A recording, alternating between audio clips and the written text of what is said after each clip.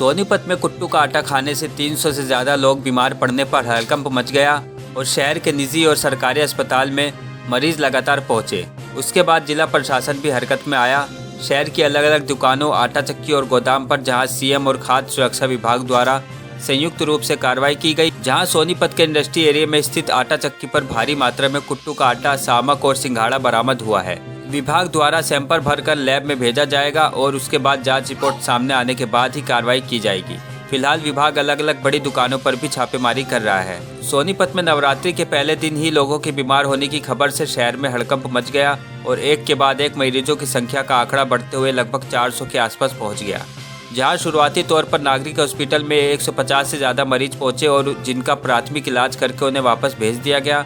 वहीं निजी हॉस्पिटल में भी लगातार मरीज भर्ती होते चले गए और इसी प्रकार सोनीपत शहर में करीबन सरकारी और निजी हॉस्पिटल में 400 मरीज कुट्टू का आटा खाने से बीमार हुए।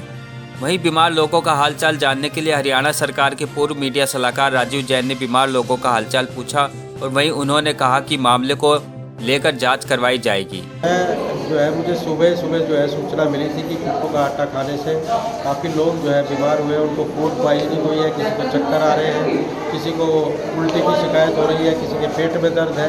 तो मैं अलग अलग हॉस्पिटल में, अभी टूलिप हॉस्पिटल में गया था, वहाँ पे लगभग जो है 60 मरीज अभी एडमिट हैं और उससे पहले जो है काफ़ी को प्राथमिक उपचार के बाद छुट्टी भी दे दी गई है। अभी सिविल हॉस्पिटल में पहुँचे हैं। सिविल हॉस्पिटल में भी सैकड़ों की संख्या में मरीज जो है यहाँ पर एडमिट है, उनका उपचार चल रहा है और अभी जो है प्रशासन को निर्देश दिए गए हैं कि आटे की जो है सैंपलिंग कराई जाए, उसमें किस तरह की मिलावट थी और जो भी दोषी है उनके खिलाफ सख्त से सख्त जो है कार्रवाई करवाई जाएगी। वहीं दूसरी तरफ से नागरिक हॉस्पिटल के सीएमओ जय किशोर ने बताया कि रात को करीब 9 बजे 100 के करीब मरीज आए थे, जिनका प्राथमिक तौर पर इलाज करने के बाद डिस्चार्ज कर दिया गया। रात को लगभग 9 बजे के आसपास करीब 100 के करीब लोग आए थे जो कि जीवन विहार के रहने वाले थे।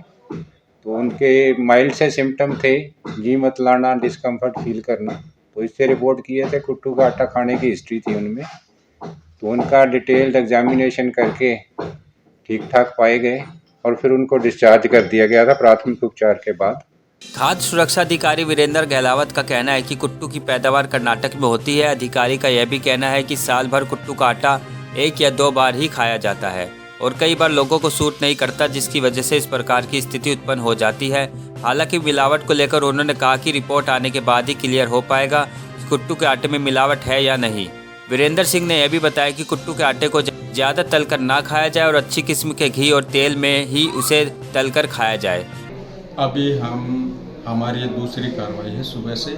पहले हमने सेक्टर 14 पर, जैसा कि आपको पहले ही बताया, हमने पहले ही बाइट दी है और अब हम सोर्स तक पहुंचे हैं। जैसा हमने कहा था सोर्स को ढूंढ कर रहेंगे, हमने जल्दी सोर्स ढूंढ लिया है। यहाँ जो भी हमें मिला है उनके हम साबुत के और पिसे हुए आटे के सैंपल लेंगे और अगर अग्रिम कार्रवाई होती है, विश्लेषण जांच विश्लेषण है तो इसको आगे हमारे खाद्य प्रयोगशाला में चाहेंगे। अभी जो केस सेंसिटिव पाए गए हैं, लोगों को दिक्कत हुई है सिंघाड़ा और कुट्टू का आटा खाने से, तो हमारी यही अपील है आम जन से कि अभी इस आटे का प्रयोग ना करें किसी भी रूप में। एक आटे के खाने से, इसको रूटीन में हम खाते नहीं जी, फिर तला हुआ खाते हैं तो हमारे को कई बार हैवी हो जाता है। सोनीपत से संजीव कौशिक की रिपोर्ट।